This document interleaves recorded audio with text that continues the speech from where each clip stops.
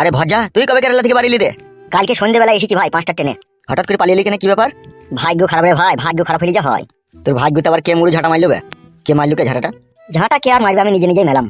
Anything wrong? রং তো বটেই রে বড়া। খুলে বল কেসটা। শুনবে? হ্যাঁ বল।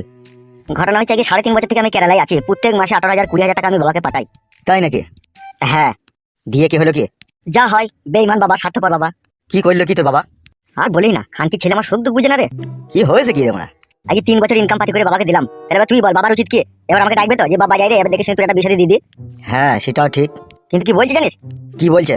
বলছে এখন চোখ মুজে এখনো 2 বছর পরে থাক, টাকা পয়সা ইনকাম করার পাটা, ঘর বাড়িটা করলে তারপরে তোর বিয়ের ব্যবস্থা করে দেবো। তাহলে এবার তুই বল, দিন দিন আমার বয়সটা বাড়ছে না কমছে? 24 বছর বয়স হলো রে বাড়া, এখনো পর্যন্ত পাখানের মুখ দেখতে পেলাম না, এখনো পর্যন্ত অনুসরণ করে হ্যান্ডেল মারি আমি। তাই নাকি? হ্যাঁ রে বাড়া, হ্যাঁ, তুই সত্যি কথাই বলছি। তুই তো বড় আমার 3.5 বছর কাছে ছোট বে, তুই তো বিয়ে করলি লেগে 3 মাস হলো, আমার কাছে খবর এসে সব। আমি করিনি, বাবা জর্জি বুঝতে করে দিয়ে দিল।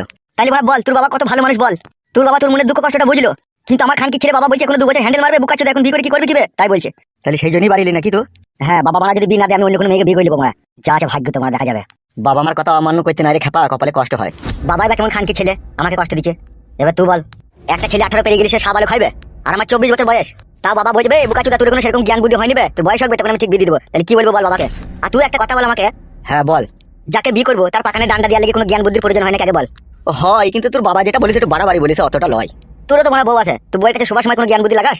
আমি কোনো জ্ঞান বুদ্ধি লাগাই না, আমি যেই ঝাঁপ তুলি দিদি পট্টাম করে ভরে দিই। তাহলে বলে বল বাবাকে ওইভাবে বল, যে ওরে খানকি ছেলে বিয়ের পরে কোনো জ্ঞান বুদ্ধি লাগে না, ঝাঁপ তুলি পটাম করে ভরে দিলেই হবে। বাবা বলছে পালাবে শালা, ওসব বলে হয় নাকি? ওইসব বলে হয় না মানে?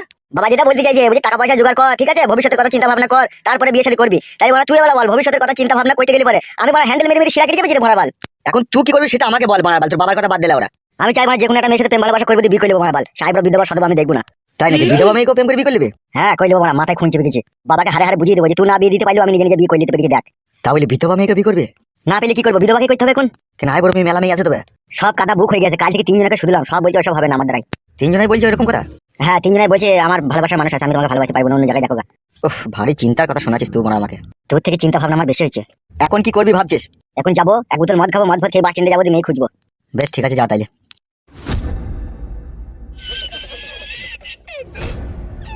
কি বলছেন কালী বাবু, আপনার পছন্দ করা মেয়েকে বিয়ে করলো? শুধু কি বড় বিয়ে করেছে, আমাদের কালীবাবুর বউকে নিয়ে এমএলএ সাহেব ঘুরতে মাইছে। বে নেরা চুপ করে বল, খালি মাথায় স্যান্ডেল করে মারবো। কালু ভাইজান, কথা কইলেও কি দোষ? চুপ বে বুকা চুদা, তোকে হক কথা বলতে বলিনি আমি। বেশ ঠিক আছে, আর বলবো না। হ্যাঁ, তা তোকে যেটা বলছিলাম কালু, হ্যাঁ বলো। এমএলএ সাহেব আমার পাকা ধানে মই দিয়েছে, বুঝলি তো। ছেলেবেলায় যখন ও আমার বন্ধু ছিল, তা ওর সাথে আমার একটা শত্রুতা আছে, তা খাপে পেলেই ওকে আমি বুঝিয়ে দেবো। তাহলে আমার কি হবে কালী বাবু? তুই কি করতে চাস? আমি চাই এমএলএ বিকাশ দত্তকে পৃথিবীর বুক থেকে নিশ্চিহ্ন করে দিতে। তার জন্য বড় সময় লাগবে, ওটা তাড়াহুড়ো করলে হবে না। ঠিকই বলছে রে কালু, আমি হচ্ছে একটা সাধারণ গুন্ডা মস্তান, আর এমএলএ বিকাশ দত্ত সাহেব সরকারের লাইসেন্স করা গুন্ডা। তাই ওর সাথে আমি এখন হরাম করে ঝাঁপ তুলতে পারবো না, বুঝলি তো। যা করতে হবে একটু ধীরে সুস্থে চিন্তা ভাবনা করে করতে হবে। তাহলে এমএলএ বিকাশ দত্ত সাহেব যে মানুষের প্রতি অন্যায় করছে, জুলুম করছে, তার কি বিচার হবে না? কে বলেছে কে তোকে বিচার হবে না? আজ অব্দি তুই দেখেছিস যারা অন্যায়কে প্রশ্রয় দিয়েছে তারা সুখ শান্তি করে পৃথিবীতে বেঁচে আছে? না, কেউ নাই। তুই চুপ তো মারা। সত্যি কথা বললাম। বেনেরা চোখে বসতে পারছি না, বুকা চুদা নালে মাথায় মুতি দেবো এখান থেকে। তোরা বল চুপবি মারা। উপরে উপরে কথা বলছি যে তুই কি হয়েছিল আমি বলছি তা? চুপ রে, লেওরম কোটা খুব বকে মারা, কথাটা গুলি গেল। চুপ না মারা, চুপ। মাথায় মুতি দেবে সব তো বিচি কেটে লোকনে। আরে একটা কথা হয়েছে কেন, তোমরা তো চিল্লা চিল্লি করছো কেন, চুপ করে থাকো না। তা কথা হচ্ছে বুঝলি কালু, তাই এমএলএ বিকাশ দত্ত সাহেবের কাছে এখন পাওয়ার রয়েছে, সে এখন যা করবে এখন তাই মানতে হবে।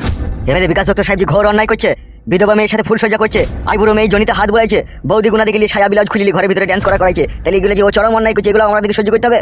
এমএলএ বিকাশ দত্ত সাহেবের উপরে যে রয়েছে সে ওকে এই পাওয়ারটা দিয়ে রয়েছে, সেই জন্য এগুলো করার সাহস পেয়েছে। আর যাদের সাথে এগুলো করছে এমএলএ বিকাশ দত্ত সাহেব, সেই সব মহিলারা পুলিশ প্রশাসনের কাছে গিয়েও তাদের বিচার পেছে না। পাবে কি করে বলা, দেশের সরকার যদি ওর সাথে সাথ দেয়? আচ্ছা বড় ভাই, সরকার কেন সাথ দিচ্ছে? ভোটের জন্য। এরকম এমএলএ সাহেব যদি না থাকে তাহলে সরকার তার গদিতে বসে থাকতে পারবে না, বুঝলি তো। তাই এমএলএ সাহেবরা যা অন্যায় করবে, ঠিক আছে, তা ওদের সরকার মেনে নেবে, আর সরকার মানলে পুলিশ প্রশাসন মানতে বাধ্য। এতক্ষণে বুঝতে পারলাম, ওই জন্য সাধারণ গরিব অসহায় মানুষরা গিয়ে তাদের সঠিক বিচারটা পায় না। তুই বুঝতে পেরেছিস তো বেশ ব্যাপারটা? হ্যাঁ, আমি মন দিয়ে শুনছি যে তোমার কথাগুলো। মানে আসল কথা হচ্ছে দেশে যাই অন্যায় হচ্ছে তার জন্য সমস্ত সরকার দায়ী, তাই তো? 60% ধরে রাখ। তোকে কিন্তু আমাদের সাথে কাজ করতে হবে কালুকে স্বাস্থ্য করতে গেলে। হ্যাঁ আমি করতে রাজি আছি।